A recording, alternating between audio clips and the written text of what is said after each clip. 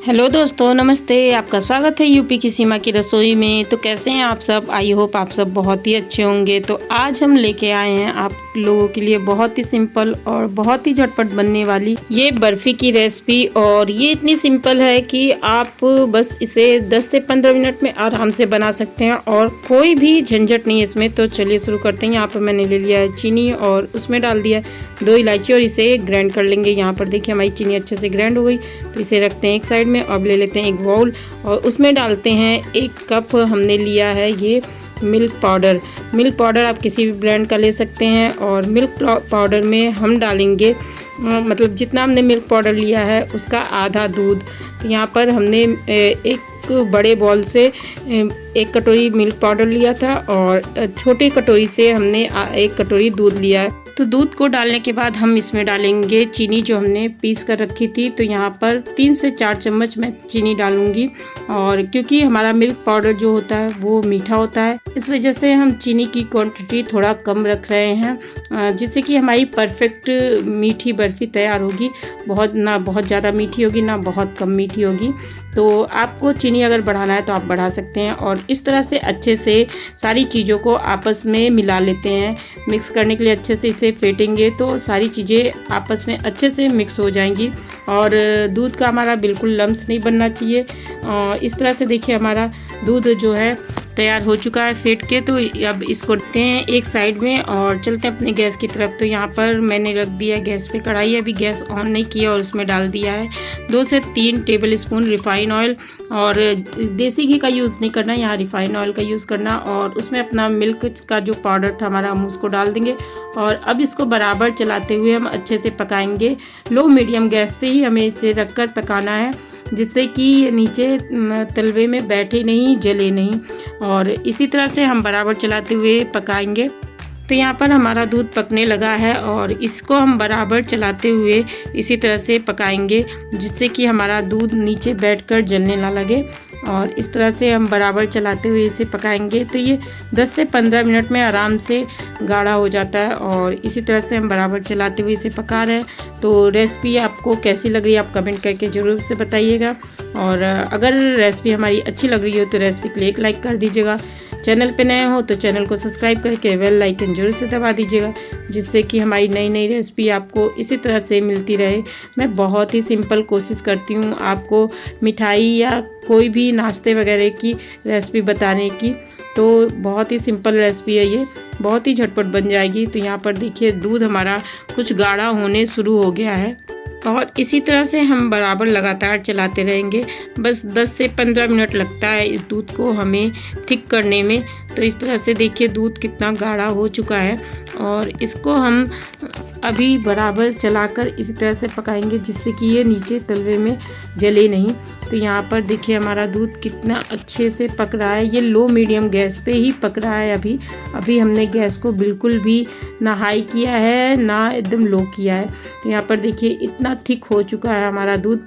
और इसी तरह से अब चलाते हुए हम चारों तरफ से दूध को अपने मतलब चारों तरफ से इकट्ठा करते हुए चलाएंगे, जिससे कि नीचे हमारे दूध बिल्कुल भी ना जले। और इस तरह से हम इसे सिंपल और बहुत ही ईजी तरीके से बाज़ार में मिलने वाली महंगी मिठाई घर पर आसान तरीके से बना सकते हैं। और इसमें बहुत ज़्यादा मतलब सामान भी नहीं लगा है। 2-3 चीज़ों से आराम से ये मिठाई बन सकती है। और देखिए कितना हमारा दूध गाढ़ा हो चुका है और हमारी कढ़ाई को भी ये दूध अब छोड़ने लगा है। तो अब इस स्टेज पे हम गैस के फ्लेम को कर देते हैं बंद। और बंद करने के बाद हम इसे बराबर चलाते रहेंगे, जिससे कि ये थोड़ा ठंडा हो जाए। और यहाँ पर मैंने एक कंटेनर में घी लगा के रख लिया था। अब इसमें अपनी मिठाई के जो मिश्रण हमने तैयार किया है उसको डाल देते हैं इस कंटेनर में। और कंटेनर में चारों तरफ से अच्छे से फैलाकर हम इसे तैयार करेंगे। तो यहाँ पर हमने सारे मिश्रण को अपने एक कंटेनर में शिफ्ट कर दिया है। और अब इसे स्पैचुला की सहायता से आराम से अच्छे तरीके से चारों तरफ दबाकर फैला देंगे, जिससे कि एक शेप में हमारी मिठाई बनकर तैयार होगी। और बहुत ही सिंपल और बहुत ही झटपट ये मिठाई बन जाती है। आप देख ही रहे होंगे कि बहुत ही जल्दी ये मिठाई बनकर तैयार हुई है और इसमें बहुत ही ज़्यादा सामान की ज़रूरत नहीं पड़ी है। तो हम इसे थोड़े से बादाम के कतरन से सजा देंगे। इसको हमने पहले ही कट करके रख लिया था, तो इस तरह से हम बादाम इसके ऊपर डाल देंगे। आप कोई भी ड्राई फ्रूट यूज़ कर सकते हैं, चाहे काजू, चाहे आप कुछ भी ना लगाइए तो भी इसको ऐसे भी आप बनाकर खा सकते हैं। तो यहाँ पर हम बादाम को थोड़ा सा दबा देंगे जिससे कि ये मिठाई में अच्छे से सेट हो जाए, और मिठाई को अपने रख देते हैं 1 से 2 घंटे सेट होने के लिए। और यहाँ पर 1 से 2 घंटे हो चुके हैं, तो हमारी मिठाई सेट हो गई है। अब इसे एक प्लेट की सहायता से पलट लेते हैं और हल्का सा हाथों से थपथपाते हुए इस कंटेनर से इस मिठाई को हम निकाल लेते हैं। तो यहाँ पर हमारी मिठाई निकल चुकी है और इसे दूसरे प्लेट में कर हम सीधा कर लेंगे, और इस तरह से हमारी मिठाई बनकर तैयार हो चुकी है। अब इसको हम कट कर लेते हैं। हम नॉर्मल इसे मतलब थोड़े बड़े पीस में काट रहे हैं, आप इसे जैसे चाहे उस आकार में काट कर तैयार कर सकते हैं। तो देखिए हमारी मिठाई कितनी लाजवाब बनी है और बहुत ही झटपट बन जाती है, और टेस्ट में एकदम हलवाई की तरह ही ये मिठाई बनती है। देखिए बहुत ही आराम से निकल जा रही है और बिल्कुल दानेदार मिठाई हमारी बनकर तैयार हुई है। जिस तरह से हमें मार्केट में मिठाई मिलती है ना, उस तरह से। तो हम इसको अब एक प्लेट में निकाल लेते हैं। ये देखिए कितनी लाजवाब लग रही है हमारी मिठाई देखने में।